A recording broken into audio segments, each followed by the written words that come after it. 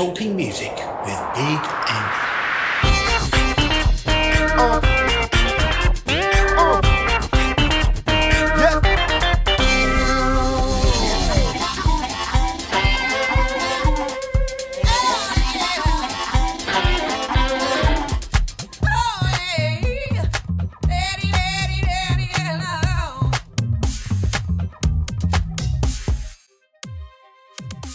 This week, Modulator ESP, Talking Music with me, Big Andy.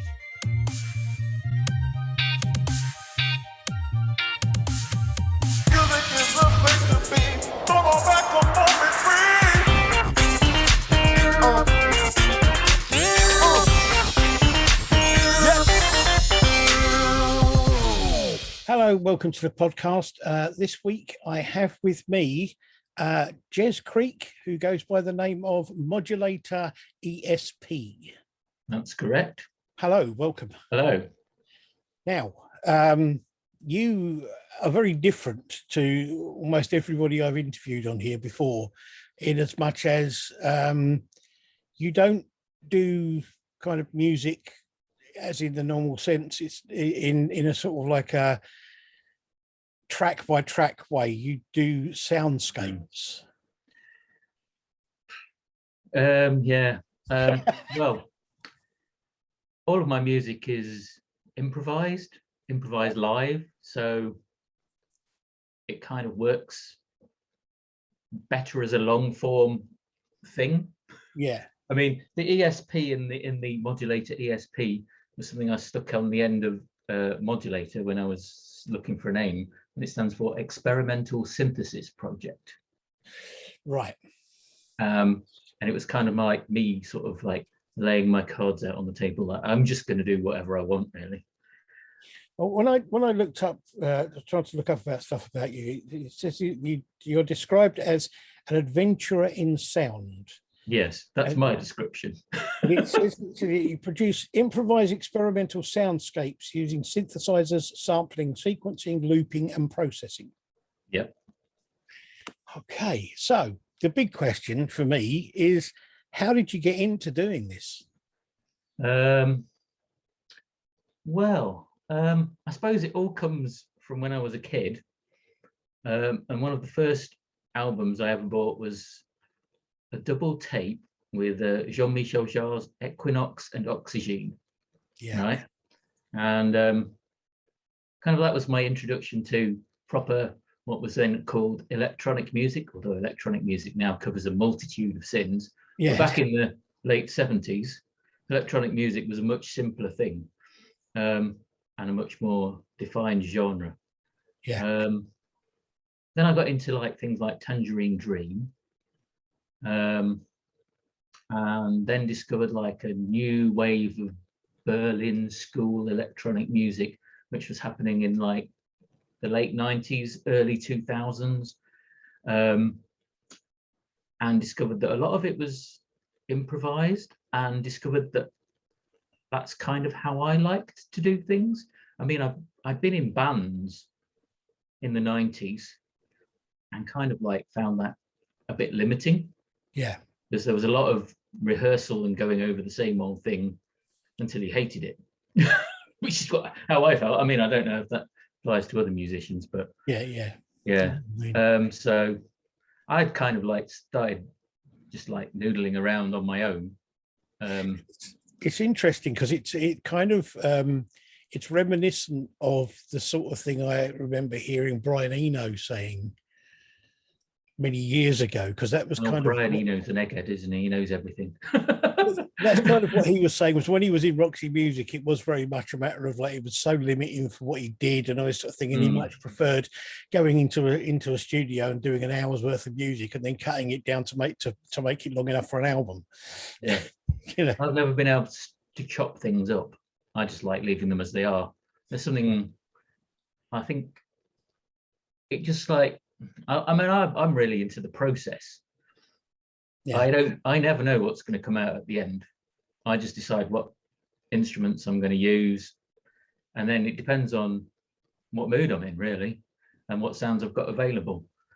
And do you do it? I mean, is everything you do a live performance? Is it, or is it? Do you record it so that it can be put out for people to stream or to listen to?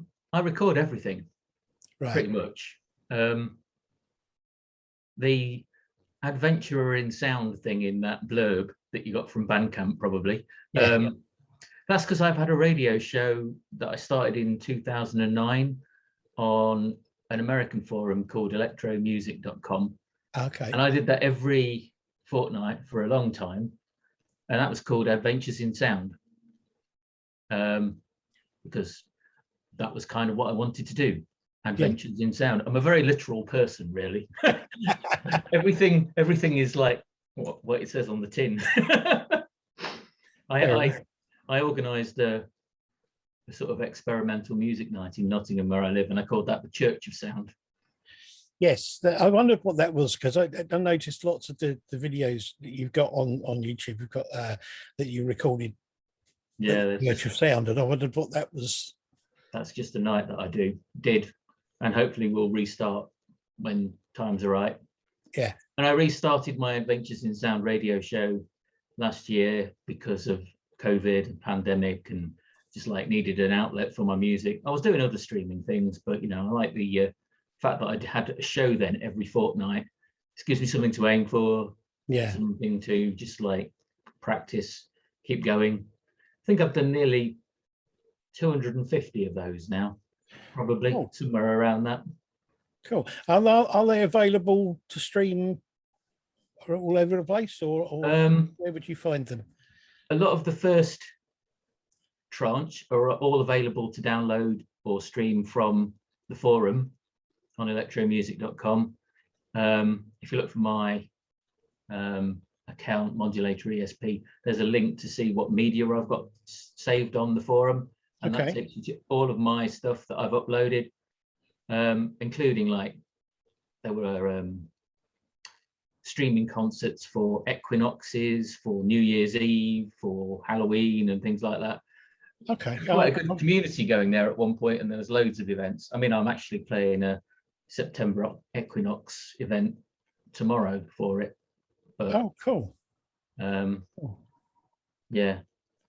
Some of the new Adventures in Sound got released on my Bandcamp, because by the time I got started again, I had a Bandcamp and I'd got all my stuff on there nearly.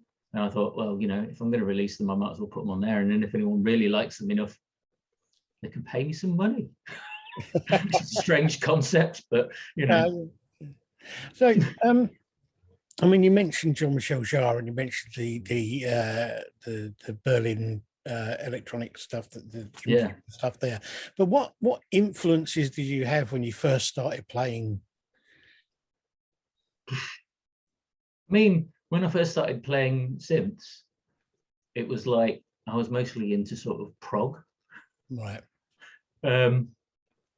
Mostly, but I kind of like, when I was growing up, I kind of like a lot of music that had synths in. So I mean, I'd listen to kind of like more AOR stuff, pop music. Some of it I found interesting. I mean, I've always liked quirky stuff, really, you know, slightly off kilter, weird, wonderful stuff. You know. I think my stuff's a bit weird, really, and I don't care.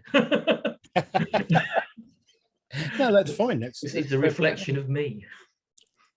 As I say, I must admit, I mean, I came to you through Tangerine Cat, who are quite a off-kilter sort of band anyway. I mean, their stuff isn't exactly the mainstream norm. You were saying that you actually played with them? Yeah, we played a gig in Nottingham together. And I think we've played other things together, but that was the one that they organised. And we were hoping to do another one, but it was cancelled because of the pandemic. Yeah. I'd quite like to hear that, actually, because their stuff is quite an interesting sound on its own. So with your own sort of, we didn't play together. Oh, the same right. bill. You separately. Oh, right. Okay. Yeah. I was hoping that it was together. Then I was, because I have seen you. I don't know them well enough to do that, really. You have done some collaborations with other people. I see you've done some with guitarists and yeah. So how does that kind of work? You just both improvise around the same kind of Pretty much. I mean, all the things that I do are improvised. I'm not really into learning songs. I mean, funnily enough, though, something I never thought I'd ever do. I've actually joined a band this summer. Okay. Because the guitarist that I've been working with, kind of like off and on, done a couple of albums with him, a guy called Vince Corey. He's got a band called Sonic Trip Project. Okay. And a festival I went to earlier in the year, they got no one to play synths, and I happen to have some because I always carry some with me just in case I get bored. Need to relax, get the synths out, or few little battery powered things. Yeah. So I ended up playing with them and enjoyed it so much. Wow. Because theirs is semi-improvised, and I don't need to know what they're playing. I just need to know what key it's in. Yeah. That I ended up asking them if I could join, and they kind of like said, well, actually, we were going to ask you if you wanted to join. So it was kind of like one of those things where, just never intended. And I played a load of gigs with them over the summer, really. I played a gig with Vince last weekend down in Glastonbury, which was nice. Let's have a look at a clip from a video.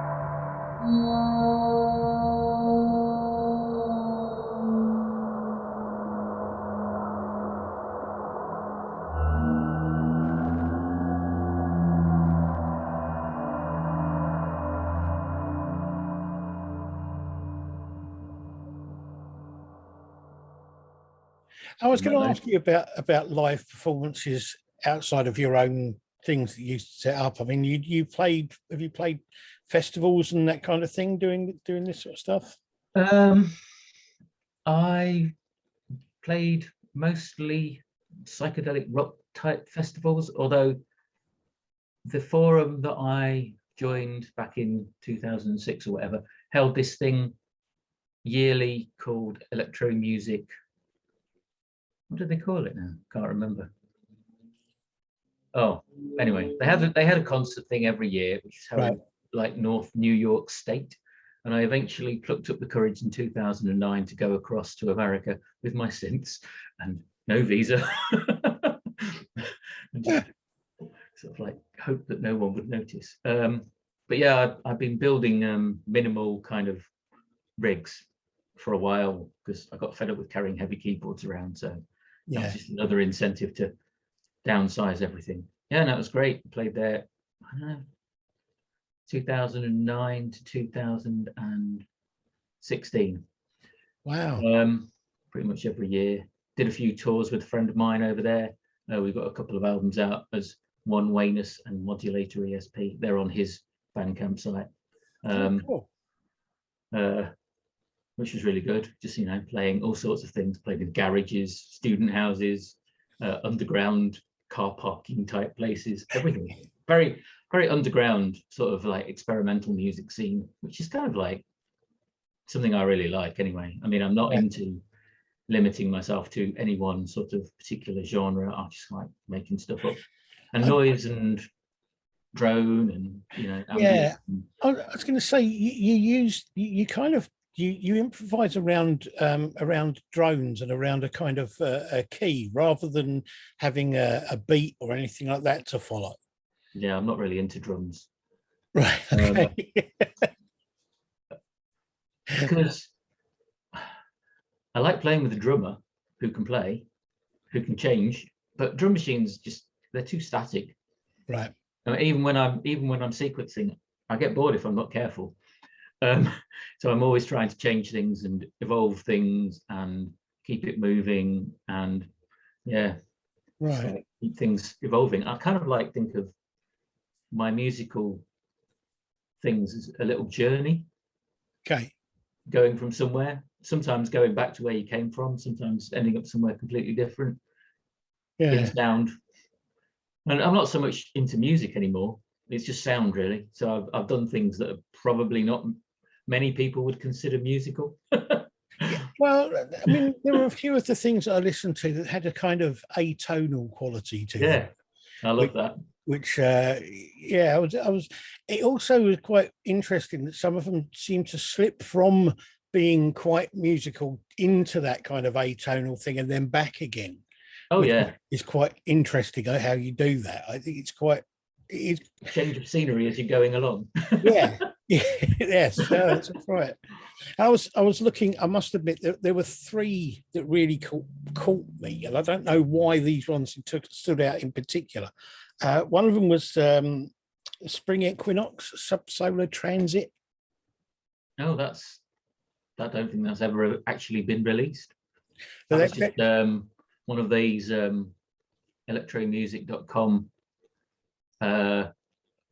Equinox streaming concert ones. I can't even remember that one. I just really liked it. I don't know why. It just sort of gripped on me. The other two were Adventures in Sound things. There was episode 289, A Light Waving in the Darkness. Oh yeah, that was when Trump got elected, I think.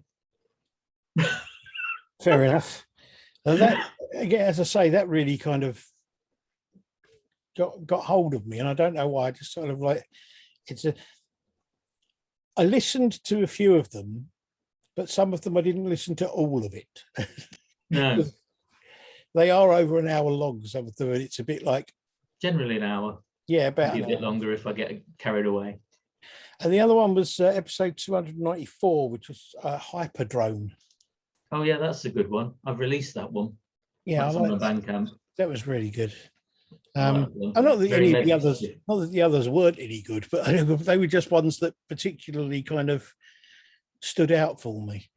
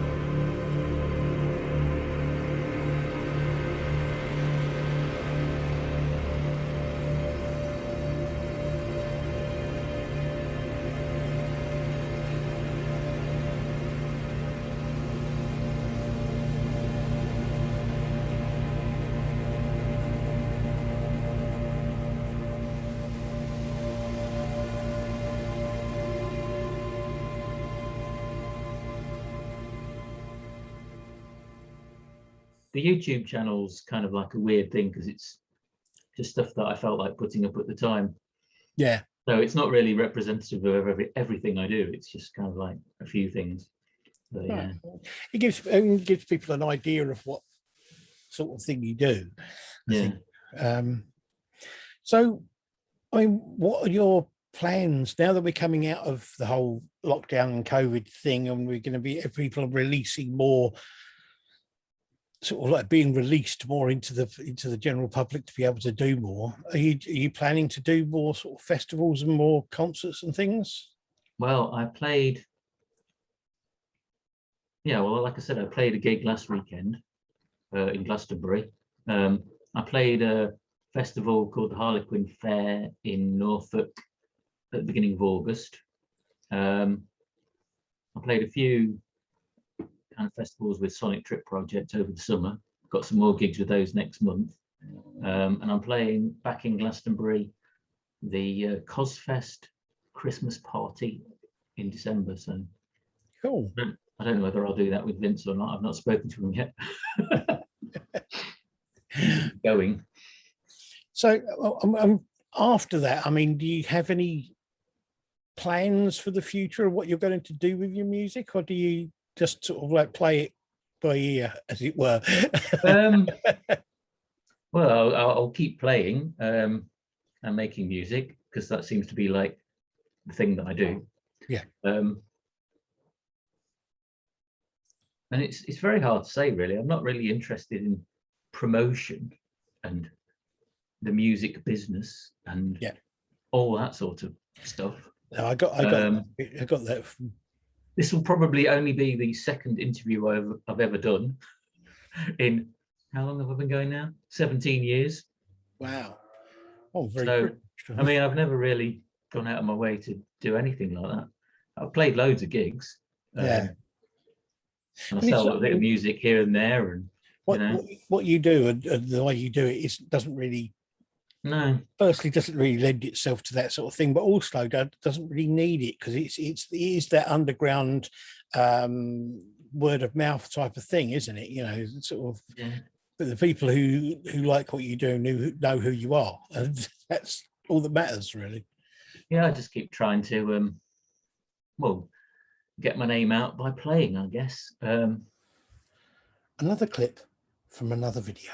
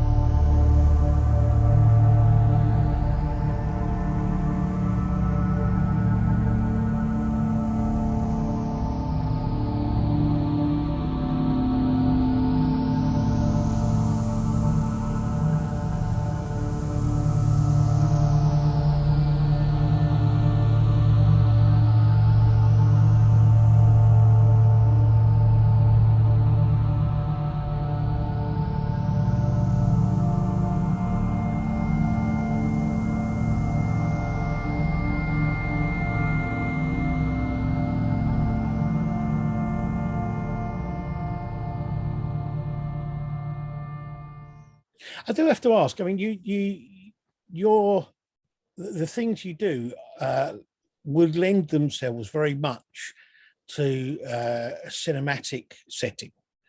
Have you ever thought about doing something for a film? Well, if I knew someone who was doing a film who needed some music, I'd volunteer. But unfortunately, I don't really know any people who make films. Because it's, I mean, listening to it, it's very much sort of, there's a kind of, being somebody who's very into sci-fi, especially 60s and 70s sci-fi music, there was a very big thing in the 60s and 70s of using electronic music throughout films. I mean, you look at things like Forbidden Planet and that sort of thing, and ones that came after that, they had a completely electronic soundtrack. And it seems to have died off a bit now, that sort of thing. It's more orchestral. But I think the electronic thing lends itself to science fiction so well. Yeah, I mean,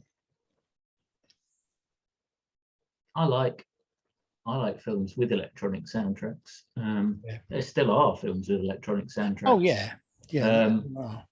They're kind of like in a more sort of 80s synth style generally, I think. Yeah. But the more experimental soundtracks, like you say, Forbidden Planet, stuff like that, where they were just inventing stuff as they went along.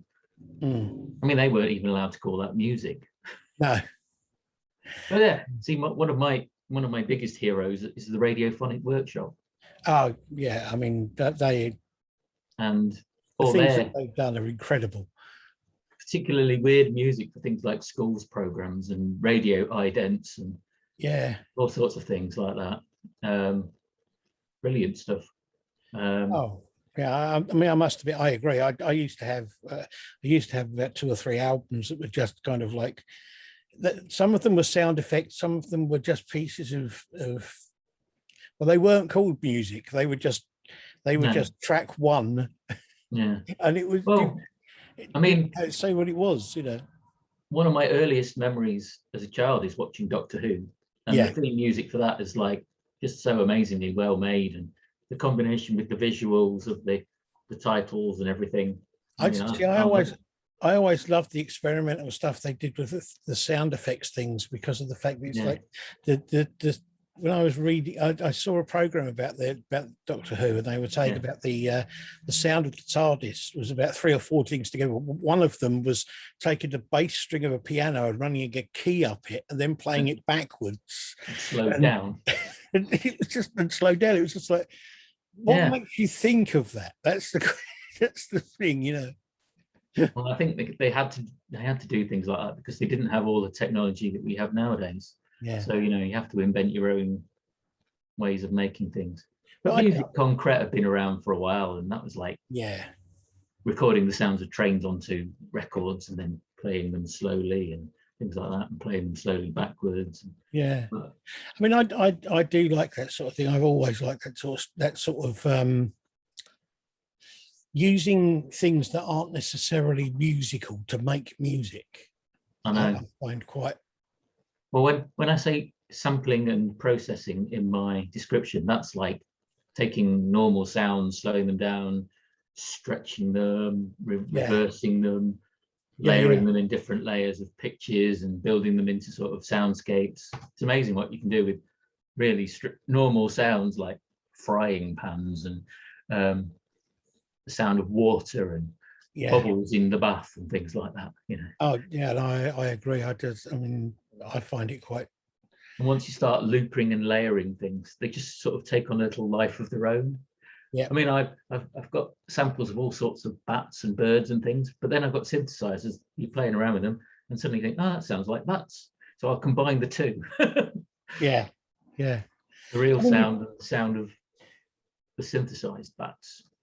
I mean, simple things like slowing things down slightly and changing the pitch and then flipping them backwards and that sort of thing can make such a difference to a sound. Yeah. That, even simple things like that can make an amazing loop when you put them together. We mix it with something else. Yeah, put it through some weird effects as well. That's always a good idea. Yeah. Filters are good. I must say, I like what you do. It's different. It's very interesting. It's something I'd be happy to go and sit and listen to for an hour or two in a console. In the way of, you know, same way I'm going to see bands like Tangerine Dream, people like that, who would do that kind of thing. I've always liked improvisational music. I mean, I'm a very big fan of improvised jazz music and things like that. And I've always liked that kind of thing where you don't know what you're going to get when you go and see it, and you never get the same thing twice. Yeah, I don't want to go and see a band and just get a full reproduction of the album that they've just brought out. I want to see something a bit different. You know. Well, sometimes I like the going to see a band doing some stuff that, you know, but it's nice when they sort of like improvise around the songs as well. Yeah, you know, extend them and add bits in, and that's more exciting, I think, than just the same. But you know, everyone's absolutely. different, so you know, Okay. I'm just doing what I like, really. And I find it quite therapeutic musically to just make sounds and relax. I can understand that completely. So, I mean, just going right the way back to the beginning, I'm assuming you started off just playing piano and No, no, no lessons or anything like that. When I was a kid, my parents moved around lots, so I was never in the right place at the right time to get music lessons. right. And I really wanted to, because I was really into music, even if it was just like making silly noises into cassette recorders and things like that, and you know, buying the odd tape when I could afford it and things like that. Yeah. But yeah, when I was about 20, I think I decided to sell off some records and buy my first little synthesizer, and just sort of started from there. And it's like, it's weird really, because my initial idea was, I'll buy myself a synth so I don't need to go out and spend money, because I haven't got any, so I'll stay at home and just learn. And now I've got like piles of the things, and I've spent most of my free cash on synths over the last however long.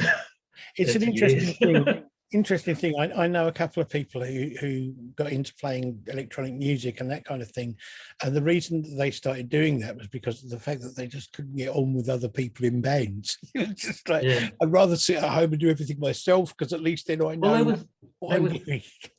There was definitely an element of you can do it on your own, because I found other people mostly annoying. When it came to bands, they'd always want you to do the thing that you didn't want to do, or not want you to do the thing that you did want to do, and everyone's do got other things for them. And oh dear, everyone's got something that they want to do, and you don't necessarily want to do the same thing. I mean, the three bands that I was in the 90s and early 2000s, I was the drummer as well. Oh, right. Okay. Electronically. Yeah. And I had to supply the drums because they didn't have a drummer. So, you know, I always felt like I was filling in for various people and doing loads of other stuff as well.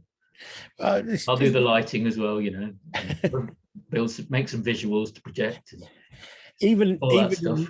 Even in the most straightforward rock band, you quite often find that that keyboard players do more than anybody else. Well, a fair bit of organising. But then that's just my sort of like talent, I suppose, good at organising things. Well, I do enjoy what you do, and I'm very glad to have spoken to you, and keep on doing it. I'd love to come and see you live sometime, actually, and just sort of sit and chill out to. Well, if you let me know where you live, I'll let you know if I'm playing anywhere nearby. I'm in Essex, in Raynham, in Essex. Right. So. Oh, well, don't often get that way, but you never know. Not many people do. Even if they do, they don't admit to it. Well, you never know. I mean, I played a bit down on the south coast. I played, what's it called now? Southend-on-Sea. Is that far from you? Yeah, that's not that far. I played that one 2019, just before the pandemic. Cool. Could go back down there. I played Brighton, so you know that sort of way's possible. Yeah, I'll look out for it. I keep thinking I should try and get more gigs in London, but it's just like, can I be bothered? It's a lot of work. And will anyone come? I mean, the funniest thing is I used to go on like little tours around America with my my friend Adam, One Wayness, and we'd like play New York, and that would be the worst show of the tour because no one would turn up. Because somewhere like New York, there's so many things to go and see. Why would anyone come and see two relatively unknown people in Brooklyn? And then you play house concerts in sort of like towns out in the wilds, and loads of people come. Well, I do know a few places in London that kind of like would be open to your type of entertainment. Well, you'll have to let me know. Yeah, definitely.